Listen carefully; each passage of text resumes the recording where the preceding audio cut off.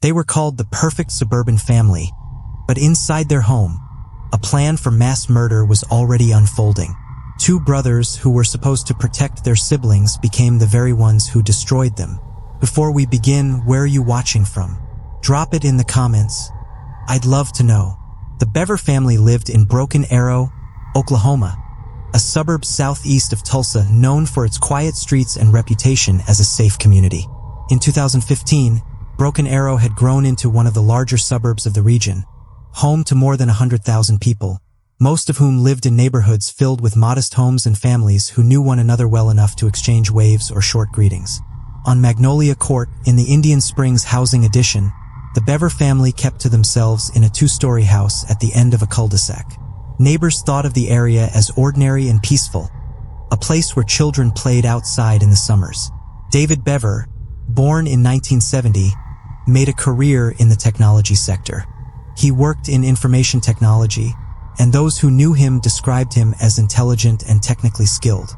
His wife, April, born in 1973, was a homemaker. She dedicated herself to raising the family's 7 children, all of whom she homeschooled. Their household, at least on the surface, looked like a close-knit private family shaped by conservative values and strict parental guidance. The children were Robert, the eldest, born in 1998, Crystal, born in 1999, Michael, born in 2001, Daniel, born in 2003, Christopher, born in 2005, Victoria, born in 2007, and Autumn, the youngest, born in 2013. For outsiders, the most striking feature of the household was its size and the fact that so many children seemed to remain almost invisible within the neighborhood. Some neighbors admitted they had not realized there were 7 children living in the house until the tragedy revealed it. Homeschooling shaped the rhythm of daily life. Oklahoma law placed virtually no restrictions on homeschooling families, requiring neither registration nor oversight from the state. That meant April controlled every aspect of her children's education. In many homeschooling families, children often participate in community groups, church activities, or cooperative classes. But for the Bevers, life unfolded almost entirely indoors. The children rarely appeared outside for extended periods, and when they did, it was usually together and briefly. The lack of contact with schools, teachers, or other community structures created a closed environment that made the family difficult for outsiders to understand or observe closely. Neighbors later recalled how unusual the family seemed. Some remembered seeing the children in the yard but said they were shy, sometimes turning away when spoken to. One woman who lived nearby told a reporter that she hardly ever saw the kids at all, and another said she was surprised to learn how many children lived there. Their reclusive habits were not illegal, nor even unique among homeschooling families, but they added to the sense that the Bevers preferred separation from the world around them.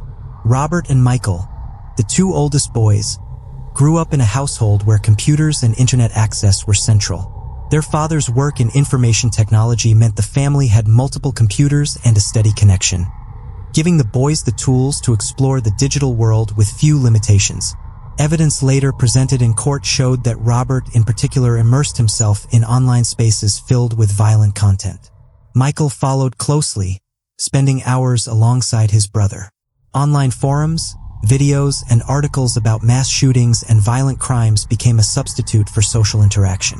Those who later examined the family's history concluded that Robert and Michael were deeply introverted and rarely interacted with anyone outside the home. Robert, by several accounts, was especially reserved, showing little interest in connecting with people beyond his immediate family. Inside the house, April managed the children with discipline and control, while David's role as provider allowed him to maintain a more background presence. Investigators who pieced together the family's history after the murders did not find clear signs of physical abuse from the parents. The picture that emerged instead was of a household marked by strict control, rigid rules, and an unusual degree of isolation. This environment, though not violent in itself, created a vacuum. Robert and Michael, largely invisible to the outside world, developed disturbing fantasies without interference or detection. By the summer of 2015, the Bever family appeared to outsiders as private, strict, and somewhat mysterious, but not outwardly dangerous. behind the doors of their suburban home. However, two of the children were already preparing for an act of violence that would devastate the family and horrify the community. Although the Bever household appeared quiet and ordinary from the outside, the family's decision to homeschool their children shaped how little contact the children had with the outside world. In Oklahoma, homeschooling laws were among the least regulated in the United States. Parents were not required to register with the state or provide proof of academic progress. No public records tracked whether children were meeting educational standards, and no government officials checked in on their welfare. This lack of oversight gave April complete control over her children's daily routine, education, and social exposure. In practice, this meant the Bever children rarely attended public events or extracurricular activities where other families might have noticed them. Unlike children enrolled in local schools, they had no teachers, counselors, or classmates to interact with. Their world was largely confined to their own home. A few neighbors later admitted that, before the murders, they did not even know the names of most of the children. Some were surprised when they learned just how many kids lived there, recalling only occasionally seeing 2 or 3 of them at once. The neighborhood itself was not unfriendly. Residents described the street as typical of Broken Arrow. Middle-class families with modest homes, lawns maintained, children riding bicycles or playing in driveways. Yet the Bever children were absent from these everyday scenes. Several neighbors later said that, when they did catch sight of the children outside, the interactions were brief and often uncomfortable. The children, they recalled, would not make eye contact and would quickly retreat indoors. One woman who lived near the Bever home told reporters from Tulsa World that she thought the children seemed healthy but strangely withdrawn. Another resident admitted she had assumed the family simply preferred privacy, which was not unusual in itself. In hindsight, the lack of ordinary neighborhood interaction stood out as one of the early signs of how separated the Bevers had become. Among the children, Robert and Michael were especially isolated. Robert, the eldest, was known to spend long hours on the family's computers. Their father's profession in technology meant that the home had reliable access to the internet, which Robert and Michael used extensively. Later evidence recovered from the house showed that the boys had researched mass killings, weapons, and violent ideology online. Court documents and testimony confirmed that Robert admired past mass shooters, including the Columbine attackers, and consumed large amounts of media about them. Michael, though younger, followed Robert's lead. Prosecutors later described him as eager to participate in Robert's plans and heavily influenced by his older brother. In the years leading up to the crime, both boys had withdrawn further into this online world. While many teenagers used the internet for entertainment or social media, Robert and Michael sought out violent communities and absorbed content that fed into their fantasies. Their younger siblings did not appear to share these interests. Crystal, the oldest daughter, later told investigators that the family's daily life was strict but structured. She helped with chores and schooling. Daniel, Christopher, and Victoria, the younger children, were more visible in family photographs but not in the wider community. Autumn, the youngest, was only 2 years old at the time of the killings and was still in her toddler years. Despite the family's reclusive habits, there were no official reports of abuse filed against David or April. Police records prior to 2015 showed no significant incidents involving the household.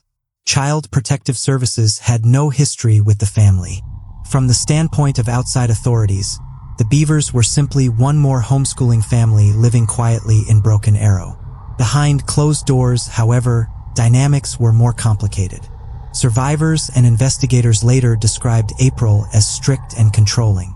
The children lived under rigid rules, and outsiders had little chance to observe or question how the household functioned. Though there was no evidence of physical abuse, the family's isolation meant the children lacked adult role models beyond their parents. For Robert and Michael, this environment provided little interference as they began to cultivate violent ideas. Their fascination with violence did not emerge overnight. Investigators traced Robert's interest back years, noting that he had quietly collected information about weapons and attacks.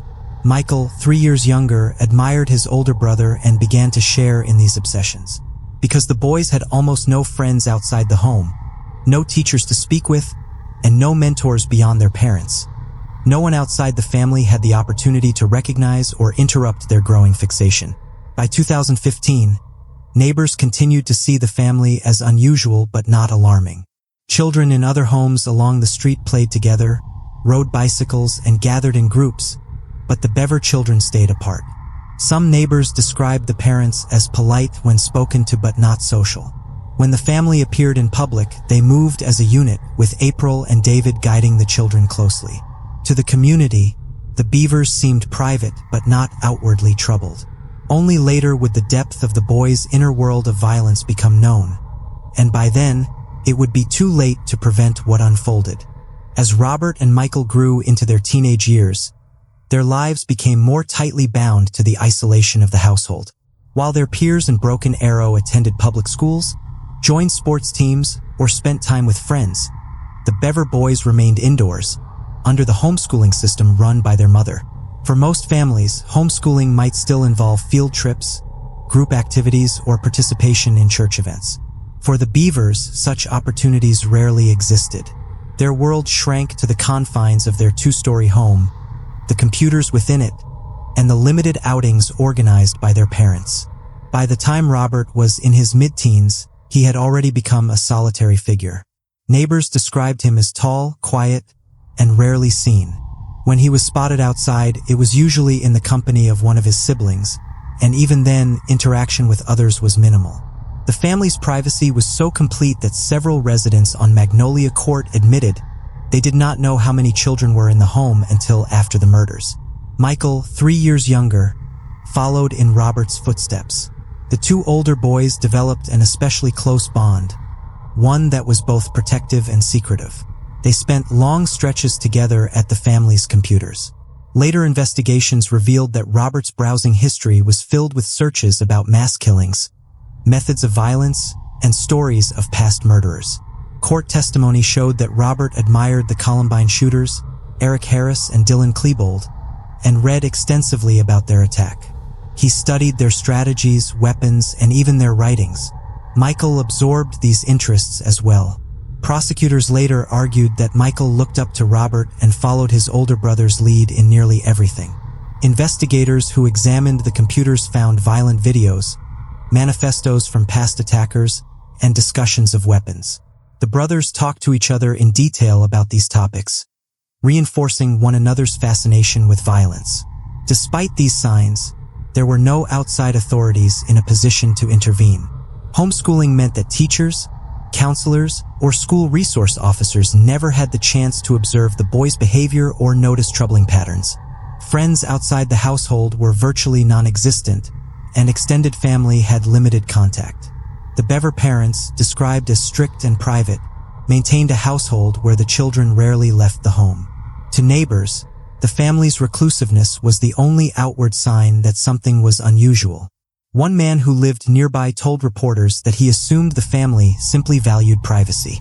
Another neighbor recalled that when he tried to wave at the children, they looked away quickly and hurried back inside. To most observers, the family did not seem threatening, just distant.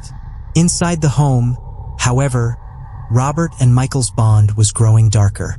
According to evidence presented at trial, the brothers began actively planning acts of violence years before the attack. Robert in particular spoke of his desire to carry out a large-scale killing, something that would rival or surpass past tragedies he had read about online. Michael, though younger, joined in these discussions. Their shared isolation gave them not only the time to fantasize, but also the secrecy to begin planning without interruption. The younger siblings were largely unaware of the full extent of these plans. Crystal later testified that life in the household was structured and controlled, but gave no indication that she knew the depth of her brother's violent interests. Daniel, Christopher, and Victoria were younger still and had little involvement in the older boys' private conversations. Autumn, the youngest, was a toddler and entirely removed from such matters. By the early months of 2015, Robert and Michael were spending nearly all their free time researching, plotting, and imagining violent futures. Robert, then 17, was nearing adulthood and spoke of moving beyond the confines of the house. Michael, at 13, seemed determined to remain by his side. Investigators later revealed that the brothers began stockpiling weapons inside the home, hiding knives and preparing supplies. They imagined a spree that would begin with their family but would not end there. Despite these warning signs, there were no official interventions. Police had never been called to the home for domestic violence. There were no child welfare reports. No school officials existed to raise alarms.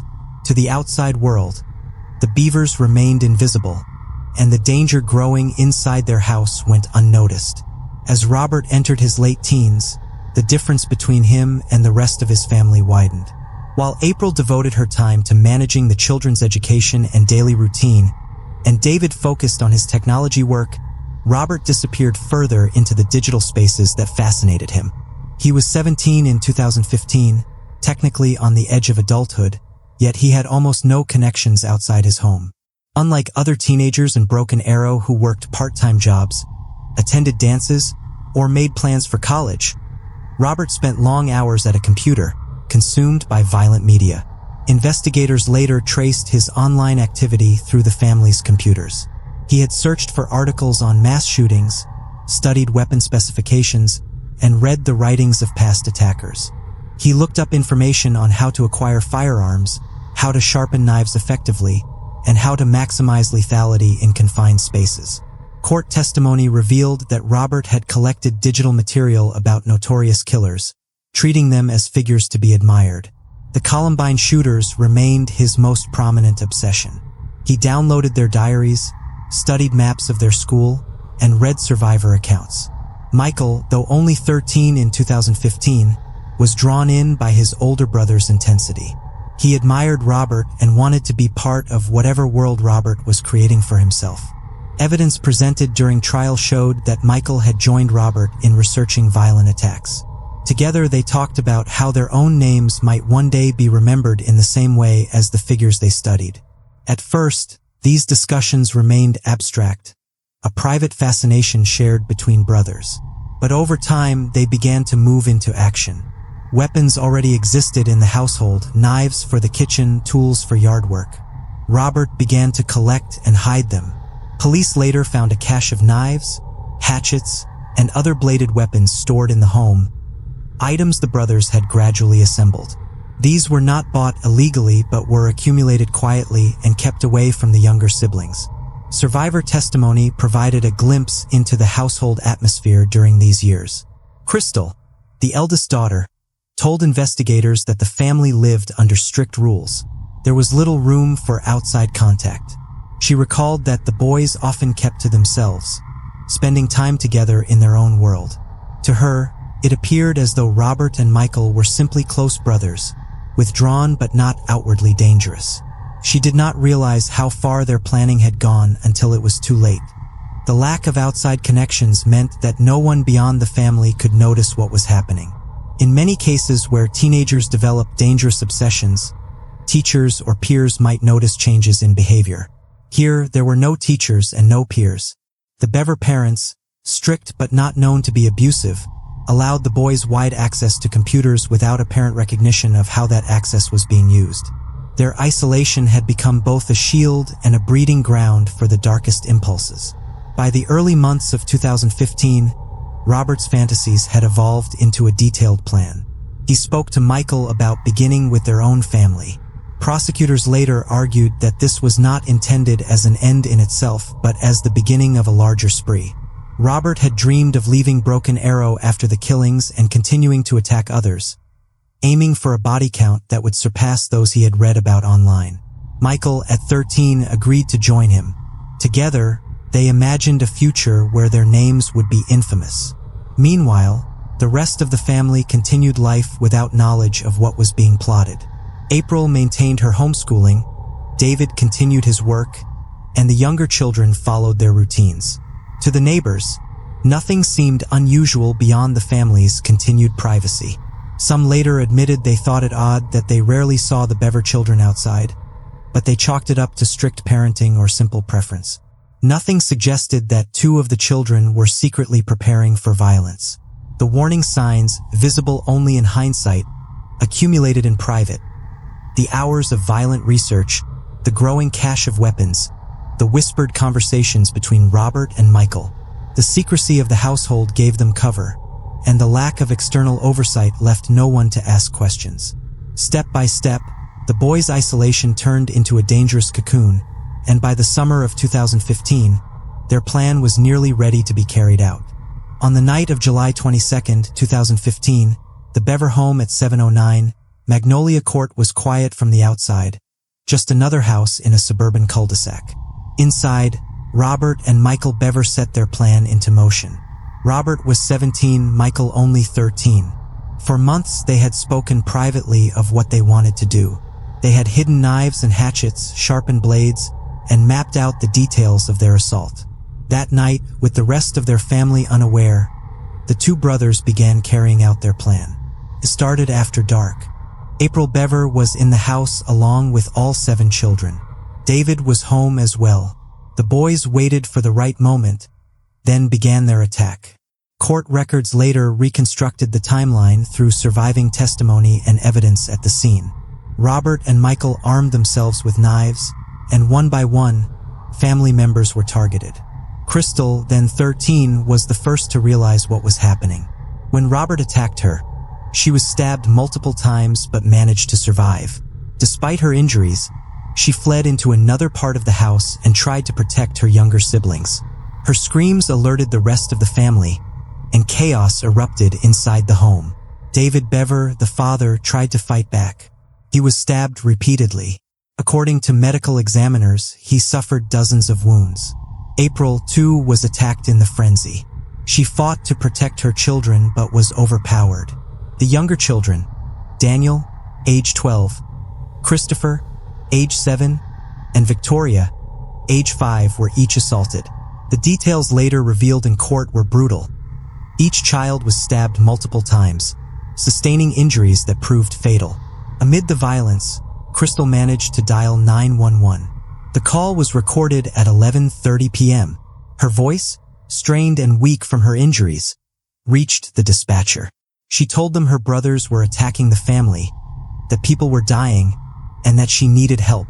The call cut off before she could say more. That recording became one of the most haunting pieces of evidence in the case. Daniel, despite being stabbed, attempted to escape. He ran out of the house, trying to flee to safety.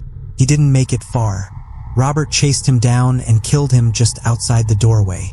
His body was later found near the front entrance, a detail that underscored his desperate attempt to survive. Autumn, only 2 years old, was in the house as well. By some chance, she was left alive. Investigators later concluded that her age and inability to resist may have been the only reasons she survived. Crystal, despite her severe wounds, also lived. After the attack, she lay bleeding but conscious until police arrived. When Broken Arrow police responded to the 911 call, they did not initially know what awaited them inside the house. Officers entered and found a scene of extraordinary violence. Blood covered the walls and floors. Multiple family members were dead or dying. Crystal was still alive, badly wounded. Autumn, the toddler, was discovered unharmed but covered in blood from her siblings. Officers later said the scene was one of the worst they had ever encountered in their careers. Outside, Robert and Michael had fled the house. Police quickly began searching the surrounding area. In the wooded lot behind the Bever home, they found the two brothers hiding. Both were taken into custody without incident. They carried with them the knives they had used in the attack. The scale of the massacre shocked even veteran officers. 5 members of the Bever family were dead: David, April, Daniel, Christopher, and Victoria. 2 survived: Crystal, gravely injured, and Autumn, physically unharmed but left without parents or most of her siblings. The arrest of Robert and Michael Bever that night marked the end of the attack but the beginning of a long legal process. At the scene, police began the task of collecting evidence, photographing the carnage, and preparing to piece together how 2 brothers could have turned on their family with such brutality. The 911 call that Crystal Bever made during the attack became a crucial record of what unfolded in the house that night. At 11:30 p.m., bleeding heavily from multiple stab wounds, she managed to reach a phone. The recording captured her voice in distress, telling the dispatcher that her brothers were killing the family. Her words were broken and faint, but she made it clear that the attackers were not intruders from outside the home. They were her own siblings. Before she could say more, the line went dead. That brief call was enough to send Broken Arrow police rushing to the Bever residence. When officers entered the home, they encountered a scene that shocked even those who had dealt with violent crime for decades. Blood trailed across floors, smeared on walls, and soaked into carpets. 5 members of the family lay dead or dying, each with multiple stab wounds. The crime scene photographs, later introduced in court, documented the scale of the assault. Investigators counted more than 100 stab wounds in total across the victims. David Bever, the father, was found with dozens of injuries. The medical examiner later reported that he had been stabbed more than 20 times, with wounds to his chest, back, and neck. April suffered similar violence, her body showing more than 40 stab wounds. Daniel, just 12 years old, had been attacked as he tried to escape. His body was discovered near the front door of the house, evidence of his desperate attempt to run from his brothers. Christopher, at 7, and Victoria, at 5, were found inside, both fatally wounded with multiple stab injuries. Crystal, although grievously injured, was still alive when officers discovered her. She had been stabbed in the throat, chest, and stomach. Paramedics rushed her to the hospital, where doctors worked to save her life. Against the odds, she survived, though the physical and emotional scars remained permanent. Autumn, the youngest at just 2 years old, was also found alive. She had been spared the direct assault but was covered in the blood of her family, a silent witness to the destruction around her. The autopsy reports later revealed the brutality of the killings in clinical detail.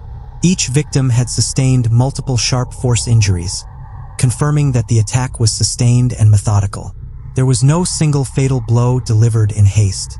Instead, the pattern of wounds indicated persistence, suggesting that Robert and Michael carried out the attack with grim determination.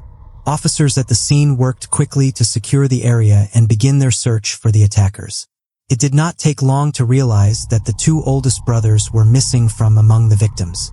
Given Crystal's brief 911 call identifying her brothers as the assailants, suspicion immediately focused on Robert and Michael.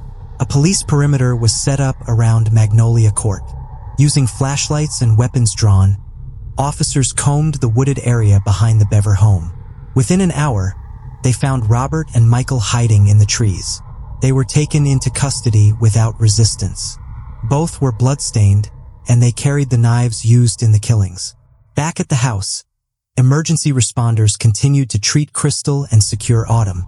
The surviving sisters were rushed to medical care, while the bodies of the parents and 3 children were taken to the medical examiner's office for autopsies. The community would soon learn the scale of the tragedy. The details that emerged in the hours and days after the attack horrified not only Broken Arrow but the entire state of Oklahoma. The brutality of the crime, the youth of the perpetrators, and the fact that it had been carried out against their own family made it one of the most disturbing cases in the state's history. When the 911 call from the Bever residence abruptly cut off, Broken Arrow dispatchers immediately sent officers to the scene. The call had lasted only a few seconds, but Crystal Bever's words were chilling enough. She said her brothers were killing the family. For officers accustomed to vague or accidental emergency calls, the clarity of her accusation stood out. Patrol cars were dispatched to Magnolia Court within minutes. The neighborhood was quiet as the first units arrived. Magnolia Court was a cul-de-sac lined with modest family homes, and nothing seemed unusual from the outside. The house at 709 showed no immediate signs of forced entry. But the moment officers reached the front door, they saw blood pooled on the porch and leading inside. When they entered, they were confronted with a scene of devastation. The officers found Daniel Bever near the entryway. He had managed to reach the front of the house in a desperate attempt to escape, but collapsed after sustaining multiple stab wounds. Inside, the bodies of David and April, along with the younger children Christopher and Victoria, were discovered. All had been attacked with knives. Crystal, though severely wounded, was alive, drifting in and out of consciousness. Autumn, the youngest, was found physically unharmed but covered in blood. Officers immediately called for medical assistance, and paramedics began treating Crystal while securing Autumn's safety. Given the chaos inside, officers quickly recognized that two family members were unaccounted for, Robert and Michael. Because Crystal had identified her attackers as her brothers, police immediately suspected them. Officers set up a perimeter around the neighborhood and began a search. The wooded area directly behind the Bever home drew their attention, and within an hour, a K-9 unit helped locate Robert and Michael hiding among the trees. They were still armed with knives. Both were taken into custody without resistance. Back at the house, detectives began securing the scene. Evidence technicians took photographs of the bloodstains, weapon placements, and the positions of the victims. The crime scene extended throughout the home, with blood found in nearly every room. The knives were cataloged and collected, and investigators noted the number of weapons prepared for the attack, suggesting planning well in advance. Crystal was rushed to a Tulsa area hospital, where trauma surgeons worked to repair damage from stab wounds to her neck and chest. Her survival became critical for the investigation, as she was the only person who could explain what had happened from the inside. By the early hours of July 23rd, the crime scene was sealed, and word of the killings spread through Broken Arrow. The quiet suburb had never experienced a case of this magnitude. Police Chief David Boggs told reporters that it was the worst crime scene his officers had ever worked. The arrest of Robert and Michael quickly raised complex questions for investigators and prosecutors. Robert was 17, legally still a juvenile but old enough under Oklahoma law to be tried as an adult in cases of severe violent crime. Michael, at 13, was under the automatic adult transfer threshold. His case would require court hearings to determine whether he could be tried as an adult. During questioning, both brothers made statements to detectives. Court records later revealed that Robert confessed freely, telling investigators that he had planned the killings for some time and intended to carry out a larger attack afterward. Michael admitted involvement but described himself as following Robert's lead. Their confessions, along with the physical evidence and Crystal's testimony, gave prosecutors a clear picture of what had happened. By sunrise on July 23, 2015, the Bever home was surrounded by crime scene tape. Forensic teams continued their work while neighbors gathered in disbelief. Broken Arrow residents, who had watched the two brothers grow up in the neighborhood, struggled to comprehend how such violence could come from within their own community. The surviving sisters were placed in protective custody while medical and child services ensured their immediate safety. Autumn, too young to understand what had happened, would later be taken in by relatives. Crystal remained hospitalized, her condition critical but stable. She was expected to recover, though the physical and emotional scars would never fully heal. The police response had ended with two brothers in custody, 5 family members dead, and 2 sisters alive. The focus now shifted to the courts, where investigators and prosecutors would have to piece together the motive, the planning, and the legal path forward. When Crystal's 911 call came in, the dispatcher immediately tagged it as a high-priority emergency. On the log, the call was classified as a possible stabbing in progress. Units were routed to 709 Magnolia Court at 11:31 p.m. Officers on the night shift in Broken Arrow, accustomed mostly to traffic stops and routine disturbances, suddenly found themselves heading toward what sounded like a massacre in progress. The first patrol cars pulled into Magnolia Court at 11:34 p.m. They parked with lights off, a precaution in case suspects were still inside. The officers approached carefully, weapons drawn. The silence in the cul-de-sac was broken only by faint noises from inside the Bever home. As they reached the porch, one officer radioed, "Blood on the front step. Possible victim down just inside the entry." That victim was later identified as Daniel Bever, who had tried to flee but succumbed to multiple stab wounds before making it outside. Officers entered cautiously, their flashlights swept across walls smeared with blood. Each room revealed more bodies. The scene was chaotic but methodical, with signs of a sustained attack rather than a brief burst of violence. As officers checked the kitchen, the hallway, and the bedrooms, they radioed each discovery. 2 juveniles down, multiple stab wounds, father down, mother down. The updates stunned dispatchers listening in real time. Then, in one of the bedrooms, officers discovered Crystal. She was collapsed on the floor but still alive, gasping for air through a neck wound. Her pulse was weak but detectable. They immediately called in paramedics. Nearby, 2-year-old Autumn sat unharmed but surrounded by the aftermath. An officer carried her outside to safety. By 11:45 p.m., police realized 2 people were unaccounted for, with Crystal's 911 call identifying her brothers as the attackers. The missing names on the family roster made the search urgent. Officers established a perimeter, positioning patrol cars around the cul-de-sac exits and sending units into the wooded area behind the house. A K-9 team joined shortly after midnight. It did not take long for the dogs to pick up a scent. Around 12:15 a.m., officers spotted movement in the trees just behind the Bever property. Using thermal imaging equipment brought by backup units, they confirmed 2 figures hiding in the brush. Officers gave commands, and Robert and Michael Bever emerged without resistance. Both were blood-stained, their clothing soaked and spattered. They carried knives, later identified as among the weapons used in the killings. They were handcuffed and led to waiting squad cars. One officer's body camera recorded the moment, capturing the eerie calm on Robert's face as he was placed under arrest. Back at the scene, detectives began preserving the home as a crime scene. They documented each room in photographs and videos, measuring blood spatter patterns and collecting the knives. The evidence showed clear premeditation. Multiple knives laid out, and signs of preparations made before the attack. Investigators also noticed that a computer in the home had recent search history involving mass killings and serial killers, a detail that would later play into the trial. At the police station, Robert and Michael were separated and interviewed. Robert spoke with chilling detachment.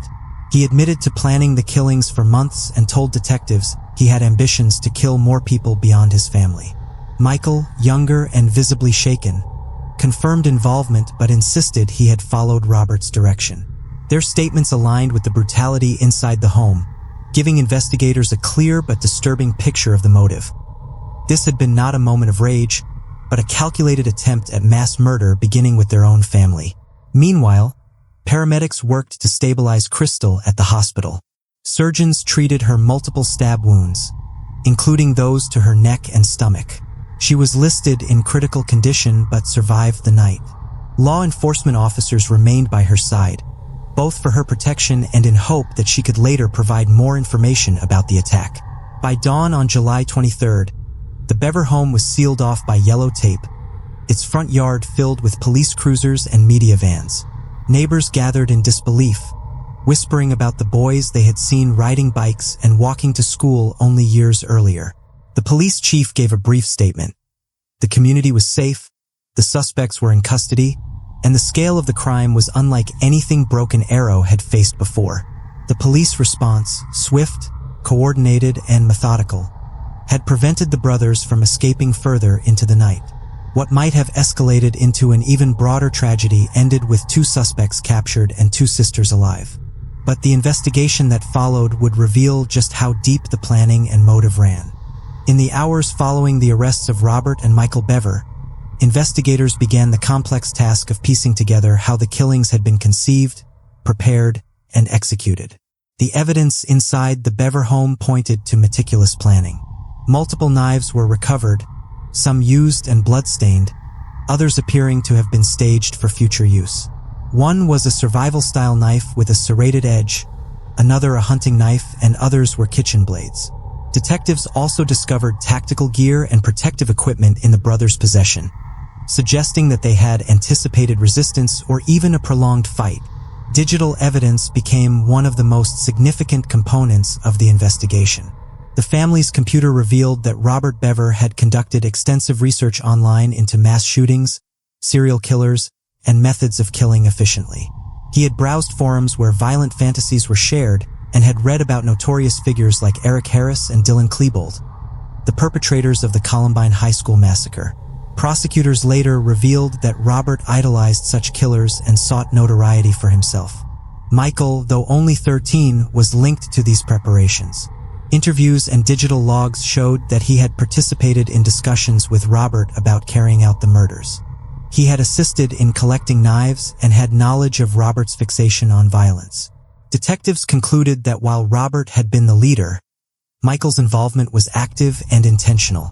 The surviving sister, Crystal, became a crucial source of information once she stabilized in the hospital. From her hospital bed, she gave police a detailed account of the attack. She confirmed that Robert and Michael had lured her and Daniel into a bedroom under false pretenses before the stabbing began. She described Robert's aggression and Michael's participation, identifying both as her attackers without hesitation.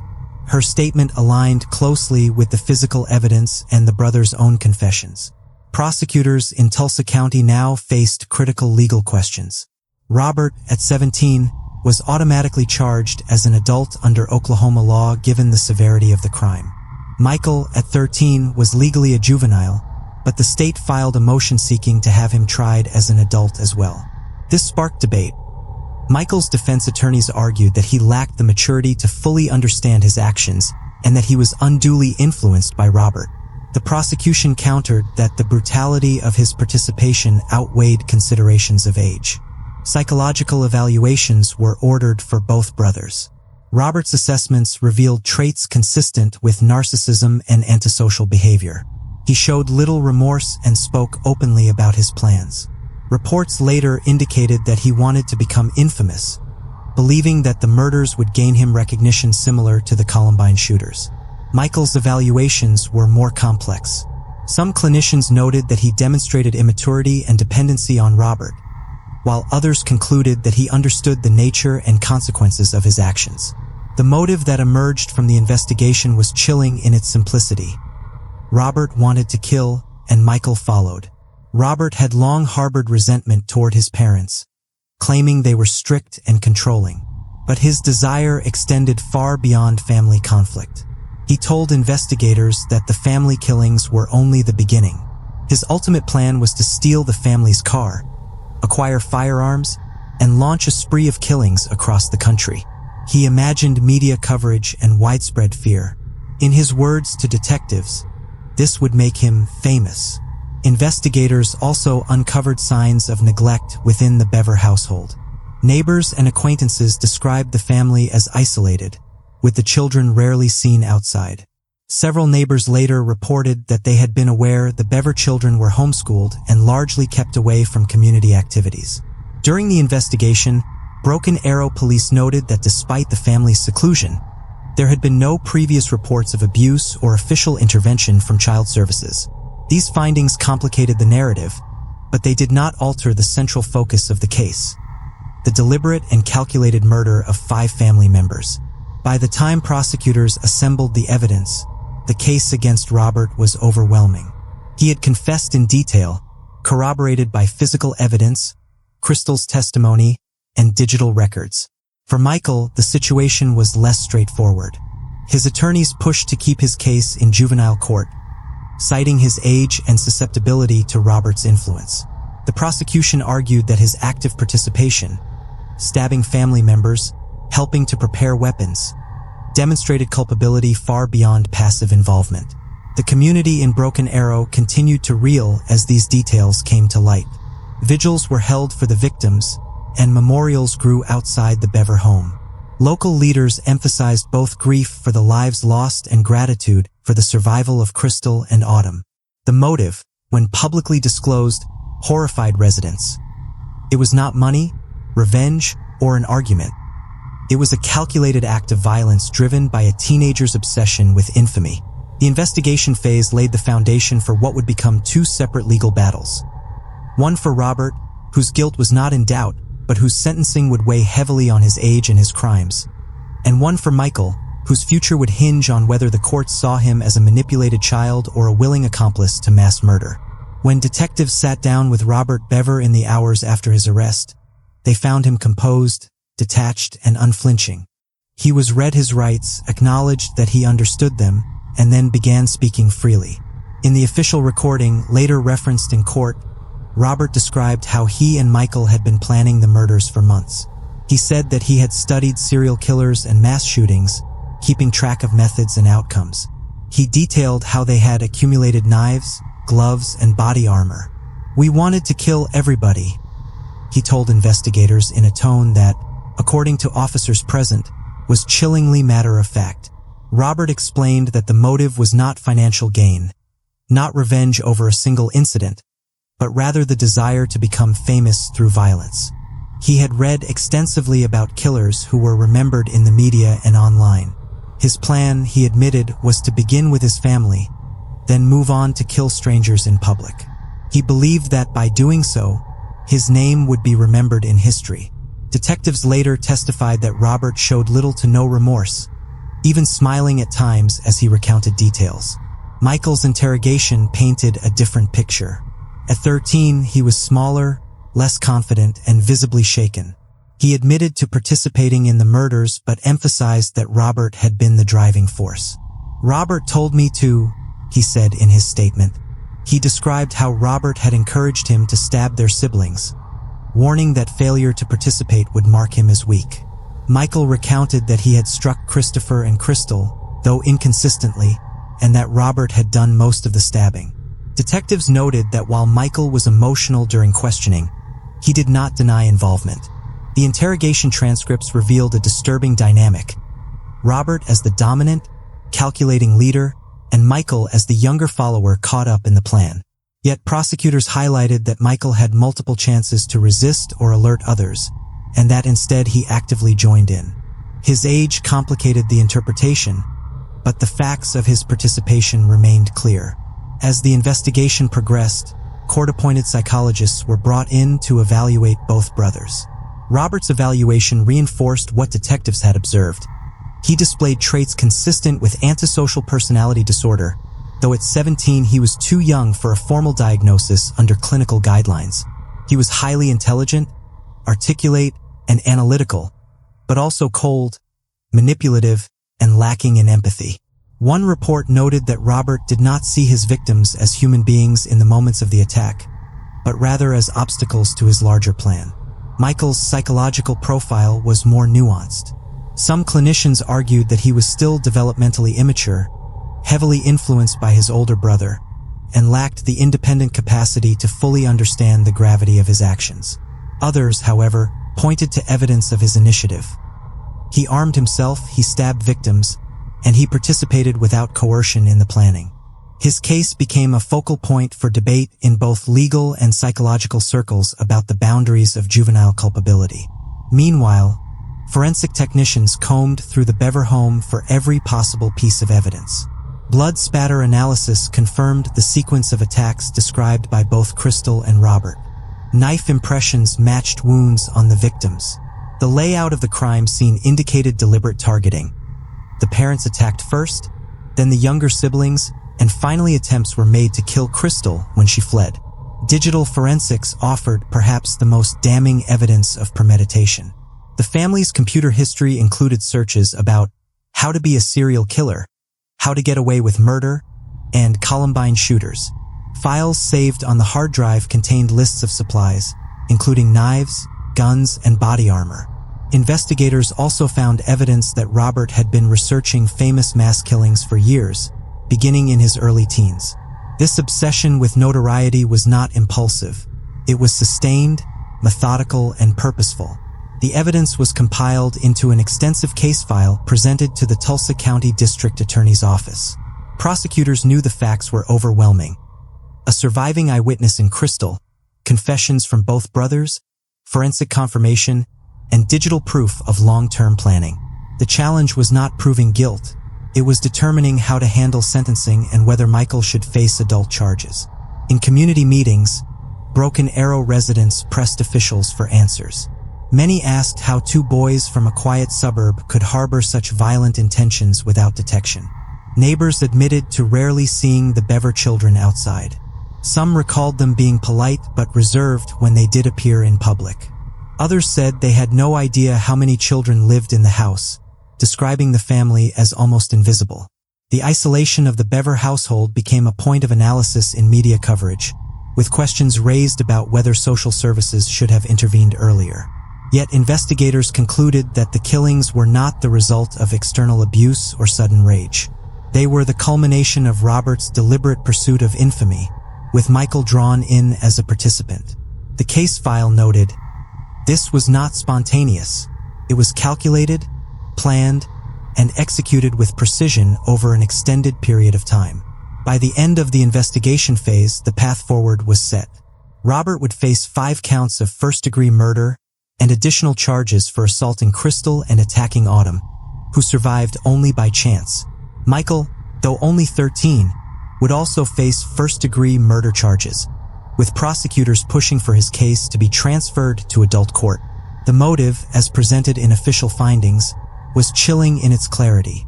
The brothers had sought to kill for recognition, not necessity. When the charges were formally filed, the courtroom in Tulsa County filled with reporters, law enforcement, and members of the community who had followed every detail since the massacre. Robert Bever, at 17, was automatically charged as an adult under Oklahoma law. Michael's case was more complex. At 13, he was initially booked into a juvenile facility, but prosecutors quickly filed a motion to have him tried as an adult as well. The first hearings drew immediate public attention. Reporters described the contrast between the two brothers, Robert entering with a steady, cold demeanor, eyes fixed straight ahead, and Michael appearing smaller, hunched and withdrawn. Both wore orange detention uniforms, their hands and feet shackled. When charges of 5 counts of first-degree murder and 1 count of assault with intent to kill were read aloud, neither boy reacted visibly. The defense attorneys for Robert and Michael raised early challenges. They questioned whether Michael's case should remain in juvenile court, emphasizing his age and vulnerability to his older brother's influence. Prosecutors countered with the brutality of the crimes, Michael's active participation, and the need for accountability. The judge ruled in favor of the state, determining that Michael would indeed face charges as an adult, though his age would remain a factor in sentencing. Discovery hearings revealed the extent of the evidence collected against the brothers. Prosecutors outlined the surviving testimony of Crystal, who had identified her attackers by name during her 911 call and again to officers at the hospital. They previewed Robert's confession, in which he detailed the planning and motive, and Michael's corroborating admissions. They displayed photographs of the crime scene and the recovered knives. The defense teams requested suppression of some of these confessions, arguing that Michael's age made his interrogation inadmissible and that Robert had not been fully aware of his rights. Judges reviewed the motions but ultimately ruled that the confessions would be allowed, finding that both brothers had been properly informed and that Michael had voluntarily spoken to investigators. During preliminary hearings, prosecutors emphasized the deliberate nature of the killings. They pointed to the months of preparation, the computer search history, and the stockpiling of weapons.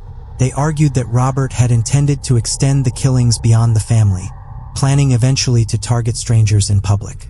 This was, they said, not only a case of domestic homicide but an attempted launch of a mass killing spree. The defense strategy diverged between the two brothers. Robert's attorneys signaled early that they would not contest the basic facts of the killings, but would argue against the death penalty. Oklahoma law allowed for capital punishment at the time, but Robert had been 17 at the moment of the crime. Supreme Court precedent in Roper v. Simmons, 2005, prohibited the execution of offenders under 18 at the time of their crimes. That meant life imprisonment was the maximum penalty available. For Michael, defense attorneys emphasized his age, lack of maturity, and susceptibility to influence, hoping to distinguish his culpability from Robert's. The courtroom atmosphere was tense during every appearance. Family, friends, and distant relatives sat in the gallery, some supporting the surviving sisters, others simply trying to comprehend the tragedy. News crews reported on Crystal's recovery progress, noting that despite multiple surgeries, she remained determined to testify if called. The state filed notice that it intended to seek life without parole for both brothers. This prompted additional legal debate. For Robert, the law was clear. He faced life without parole as the harshest possible punishment. For Michael, however, the matter was more complex. The U.S. Supreme Court's ruling in Miller v. Alabama, 2012, held that mandatory life without parole sentences for juveniles were unconstitutional. This meant the court would have to consider the possibility of parole in his sentencing, even if the jury recommended the maximum. As months passed, more pretrial motions were filed. The defense requested a change of venue, arguing that extensive media coverage in Broken Arrow and Tulsa County had made it impossible to find an impartial jury. The judge denied the motion, ruling that voir dire, the jury selection process, would be sufficient to screen for bias. In one significant pretrial development, the court ordered that the Bever family home, which had become a site of morbid fascination and a symbol of tragedy, be demolished. The decision was made after community members petitioned that the house not remain standing as a reminder of the killings. In 2017, after the trials concluded, the property was cleared and eventually turned into a memorial garden. But the court discussions about it began during these hearings, reflecting the impact of the crime on the wider community. The pretrial hearings also included victim impact testimony from Crystal, submitted through her legal guardians. She described the trauma of surviving the attack, the surgeries she had undergone, and the permanent injuries she carried. Prosecutors noted that she would testify in full at trial, and her account would likely be one of the most powerful pieces of evidence against her brothers. By the end of the pretrial phase, the framework of the case was firmly in place. Robert Bever would face trial first, with charges carrying a possible sentence of life without parole. Michael's trial would follow, shaped by the complex intersection of juvenile law and the gravity of the crimes. The stage was set for one of the most closely watched trials in Oklahoma's recent history, where the surviving sister's voice, the chilling confessions, and the weight of forensic evidence would all converge before a jury. In April 2016, Robert Bever appeared in Tulsa County District Court. In a swift and unexpected move, he pleaded guilty to all charges against him. There was no trial. The court moved directly to a sentencing hearing where the prosecution presented the horrific evidence of the case to the judge. Security at the courthouse was heightened. Deputies screened every person entering the courtroom, aware of both the media attention and the emotional intensity surrounding the case. Families of the victims, neighbors, and reporters filled the gallery, while Robert sat at the defense table in a plain shirt and slacks, shackled but composed. The prosecution's presentation outlined a case built on deliberate planning and shocking brutality. They described how Robert and Michael had stockpiled knives, studied mass killings online, and chosen to begin their plan with their own family. The judge was told he would hear Robert's confession, see photographs of the crime scene, and listen to Crystal's testimony identifying her brothers as the attackers. Robert's defense attorneys acknowledged that he had participated in the killings, but argued that he was profoundly disturbed, disconnected from reality, and influenced by fantasies of infamy. They emphasized that he was not eligible for the death penalty and suggested that the appropriate punishment would be life with the possibility of parole after decades of imprisonment, leaving open the chance of rehabilitation. Crystal's testimony was presented to the court. Her voice was faint, strained by the lasting effects of the wounds to her throat, but her account was steady. She told the court that she had awoken to find her brothers attacking, that she recognized Robert and Michael, and that she had fled bleeding while calling 911. The recording of her call was played in the courtroom, her voice breaking as she identified Robert and Michael by name. Those present listened in silence, some visibly shaken. Medical examiner's findings were presented next, detailing the autopsy results for David, April, Daniel, Christopher, and Victoria Bever. They described dozens of stab wounds, many defensive in nature, consistent with victims who had tried to fight back. Photographs from the examinations were shown under strict court procedures, with warnings given beforehand due to their graphic nature. Investigators described the crime scene. They detailed entering the house, finding Daniel near the door, and discovering Crystal barely alive. They confirmed the recovery of multiple knives, some with broken tips from the force of the attacks. Digital forensic specialists presented evidence about the brothers' computer, which contained search history on serial killers, mass shootings, and instructions for obtaining weapons. Detectives recounted their interviews with Robert. In video recordings played for the court, Robert spoke without visible remorse. He admitted that he and Michael had planned the murders for months and that his long-term goal was to carry out mass killings beyond his family. He described his admiration for notorious mass murderers and his belief that killing his family would mark the beginning of a larger campaign. Those in the courtroom watched as he leaned back in his chair, calm and detached, explaining his motivations. The defense presented psychiatric experts who testified that Robert exhibited traits consistent with antisocial personality disorder and narcissistic tendencies.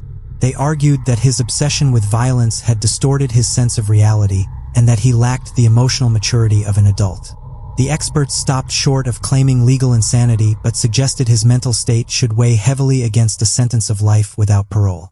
Prosecutors countered with their own experts, who testified that Robert was fully capable of understanding right from wrong. They emphasized the calculated steps he had taken to plan the murders, the measures he used to conceal weapons, and the calm manner in which he spoke to police afterward. They argued that such methodical behavior ruled out diminished responsibility. After hearing all evidence and testimony, the judge formally imposed the sentence: life imprisonment without the possibility of parole. The judge noted that although Robert had been 17, the scale and brutality of his crimes justified the harshest penalty available under the law. When the sentence was read, Robert showed no visible reaction. Reporters noted his expression remained neutral, his eyes fixed forward. In the gallery, quiet sobs could be heard from those who had lost family members. Crystal, still recovering physically and emotionally, did not attend the sentencing in person but released a statement through her guardians expressing relief that her brother would never be free again. Robert Bever's guilty plea and sentencing closed one chapter of the case but left another unresolved: the fate of his younger brother, Michael, who would still face trial. Michael Bever's trial began in April 2018, nearly 3 years after the murders. Unlike his older brother, he had been only 16 at the time of the crime, making his legal status more complicated. Because of his age, Michael was initially considered for juvenile court, but prosecutors successfully argued that the brutality and scale of the crime demanded an adult trial. The judge agreed, and Michael was tried as an adult on 5 counts of first-degree murder and 1 count of assault and battery with intent to kill. The courtroom atmosphere carried a sense of déjà vu for observers who had witnessed Robert's trial 2 years earlier. Again, the Bever family's tragedy was recounted in graphic detail. Again, Crystal's testimony and the 911 call were central pieces of evidence. But there was a key difference. The prosecution and defense each sought to draw a line between Michael's culpability and Robert's dominant role. Prosecutors argued that Michael was a full participant. They reminded the jury that Crystal had identified both brothers as attackers. They presented forensic evidence showing that some wounds on the victims matched a smaller knife, consistent with Michael's use of a secondary weapon. They also cited Michael's own statements to police, in which he admitted to assisting Robert, although he portrayed himself as reluctant and pressured by his older brother. The defense countered by emphasizing Michael's youth and vulnerability. They argued that Robert had manipulated and coerced him, exploiting his dependence as a younger sibling. Michael's attorneys brought in psychological experts who described him as emotionally immature, easily influenced, and living in a household that was isolated and dysfunctional. They suggested that Michael had participated under duress, afraid of his older brother's authority and promises of notoriety. Crystal testified again, describing how both brothers had been involved. Despite the physical toll the trial process placed on her, she recounted seeing Michael join Robert in the attacks. Prosecutors leaned heavily on her testimony, while the defense pressed the jury to consider whether Michael had truly acted of his own free will. Jurors also heard from detectives who had interviewed Michael after his arrest. In recordings played in court, Michael admitted to taking part but minimized his role, often redirecting responsibility toward Robert. He told investigators that Robert had planned everything and that he had simply followed along. Prosecutors highlighted inconsistencies in his statements, noting that he changed details depending on the questions. Autopsy testimony was repeated from Robert's trial, along with forensic details that placed both brothers in different parts of the house during the murders. Blood evidence indicated Michael had been in close contact with multiple victims. The jury was shown diagrams of the home, marking where DNA and fingerprints tied him to key locations in the attack. Closing arguments once again presented 2 stark views. Prosecutors insisted that Michael had been a willing partner in carrying out an unspeakable crime. They argued that while Robert may have been the leader, Michael had not resisted or sought help, but had instead participated in a systematic slaughter of his family. The defense pleaded with jurors to consider his age, his impressionability, and the possibility that he acted out of fear and manipulation rather than true intent. The jury deliberated for several hours over 2 days. On May 9, 2018, they returned with guilty verdicts on all 5 counts of first-degree murder and the charge of assault and battery with intent to kill. When sentencing was determined, they stopped short of the harshest punishment. Michael was sentenced to 5 consecutive life sentences plus 28 years, but with the possibility of parole. Under Oklahoma law, this meant he could technically seek parole after serving 38 years, when he would be in his mid-50s. The verdict left a complex legacy. For many, it ensured accountability while acknowledging his youth at the time of the crime.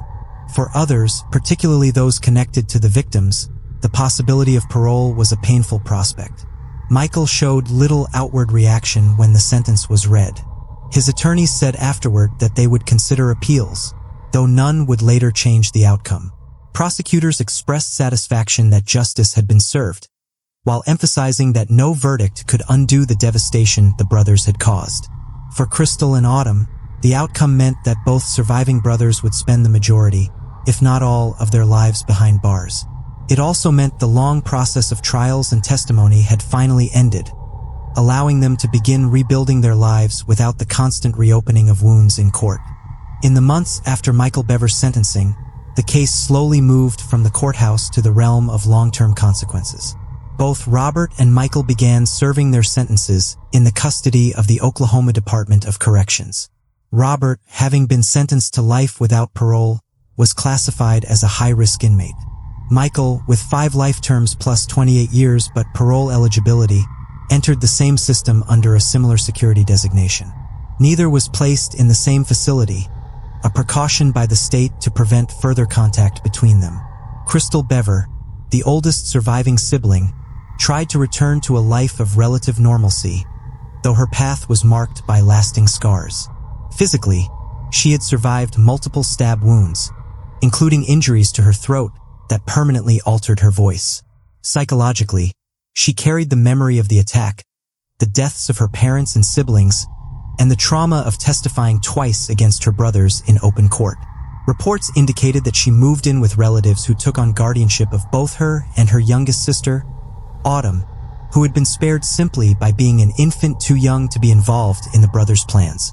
The girls were shielded from media attention as much as possible. Court records confirmed that Autumn, just 2 years old at the time of the killings, would grow up with little direct memory of the events. Crystal, on the other hand, was frequently referenced by prosecutors and investigators as the key reason justice was possible. Without her 911 call and her testimony, authorities later said, the true story of what happened inside the Bever home might never have been fully revealed. The house at 709 Magnolia Court became a focal point of community grief. Neighbors described it as a haunting reminder of what had happened. For months after the murders, it sat empty, its windows boarded, its presence a silent marker of tragedy. Eventually, the city of Broken Arrow faced pressure to decide its fate. In 2019, officials approved plans to demolish the house and transform the property into a public memorial. A memorial garden was later proposed to honor the victims, offering neighbors and relatives a place of peace rather than a constant reminder of violence. Appeals were filed in the years after sentencing, as is routine in capital cases and major felonies. Robert Bever's defense attorneys appealed his conviction, arguing that his age and psychological state should have carried more weight in sentencing. The Oklahoma Court of Criminal Appeals, however, upheld the verdict and life without parole sentence. Michael's attorneys also pursued appeals, challenging aspects of his trial and sentencing. His case, too, remained unchanged after review. Both brothers remain in prison with no prospect of release for Robert and only the distant possibility for Michael, decades into the future. The surviving sisters' guardians worked to shield them from the ongoing public attention. Media coverage dwindled over time, though the case remained a reference point in discussions of juvenile crime, family annihilation, and the handling of youthful offenders in the justice system. For the community of Broken Arrow, the memory of the Bever case lingered. Many residents described it as a turning point, a moment when the quiet suburban neighborhood was forever associated with one of the most brutal family killings in modern Oklahoma history. The police department often cited the bravery of officers who responded to the scene and the perseverance of Crystal in saving her sister and bringing her brothers to justice. The house's demolition closed a visible chapter, removing the most painful symbol of the murders. But for those who had lived through it, the legacy could not be erased. Survivors, neighbors, and law enforcement alike carried forward the lessons of a crime that seemed almost unimaginable until it happened on their street. By the end of the appeals process and the demolition of the house, the case was effectively closed in legal terms. Robert and Michael Bever remained incarcerated, Crystal and Autumn were rebuilding their lives under the protection of family, and the community of Broken Arrow sought healing through remembrance rather than silence. The Bever murders left an enduring mark not only on Broken Arrow but also on the broader conversation about juvenile crime and family violence in the United States. Nearly a decade after the events, the case remains a reference point for legal scholars, journalists, and criminologists studying patterns of family annihilation. One of the most discussed aspects of the case was the youth of the perpetrators. Robert was 18 and Michael only 16. Their ages brought renewed debate over how the justice system should handle teenage offenders in cases of extreme violence. Oklahoma law allowed for both to be tried as adults, and juries affirmed their culpability. Yet the sentencing outcomes, life without parole for Robert, parole eligibility for Michael, highlighted the tension between punishment and recognition of adolescent development. Legal experts later cited the Bever trials in discussions about the U.S. Supreme Court's rulings limiting life sentences for juveniles, pointing to Michael's sentence as an example of courts weighing those precedents. The case also influenced community safety practices. For police and emergency responders, the events underscored the importance of rapid response to 911 calls, especially those involving children. Crystal's call for help became an example used in training scenarios, illustrating how a single surviving witness could alter the trajectory of a mass casualty situation. Media coverage of the case drew national attention at first, but gradually became more localized as time passed. True crime documentaries, podcasts, and news features occasionally revisited the story, often framing it within the larger phenomenon of siblings conspiring in violent crimes, a rarity even among cases of familial homicide. Yet survivors' privacy was largely respected. Crystal and Autumn were mentioned only sparingly in later media, with few details released about their lives after the trials. The demolition of the Bever home and the creation of a memorial space represented a collective choice by the Broken Arrow community. Instead of allowing the house to stand as a morbid attraction, city leaders and residents pushed for its removal. By turning the space into a garden, they sought to honor the victims in a way that prioritized healing and remembrance over sensationalism. Community vigils and memorial services reinforced that intent, keeping the focus on David, April, Daniel, Christopher, and Victoria, the 5 lives lost. In criminology literature, the Bever case is often cited as an example of parricide expanded to include sibling victims, an extreme form of family annihilation that remains exceedingly rare. Analysts studying warning signs noted the brothers' isolation, their fascination with violence, and their stockpiling of weapons, arguing that intervention, had it occurred earlier, might have prevented the tragedy. Others, however, pointed out that the Bever family was largely isolated from neighbors and extended relatives, limiting opportunities for outside observation. For Broken Arrow residents, the case continues to live in memory as a reminder of hidden dangers behind closed doors. Interviews conducted years later with neighbors reflected a lasting sense of disbelief that such violence could erupt in a quiet suburban neighborhood without outward signs of dysfunction visible to the community. As of today, Robert Bever remains incarcerated, serving life without parole. Michael Bever remains in prison as well, eligible for parole only after decades. Crystal and Autumn live in privacy, shielded from public view. The memorial garden stands where the family's house once stood, a quiet marker of both loss and resilience. In the end, the Bever case became part of Oklahoma's criminal history, not only for the scale of the violence, but for the profound questions it raised about family, secrecy, adolescence, and the capacity for violence within seemingly ordinary homes. Its legacy endures in the legal system, in criminological study, and in the quiet determination of a community that chose to remember the victims rather than the crime scene. Elisa Lam's case leaves behind more questions than answers, a mystery that still chills to this day. If you want to dive deeper into stories like this, make sure you subscribe to Eternal Obsidian.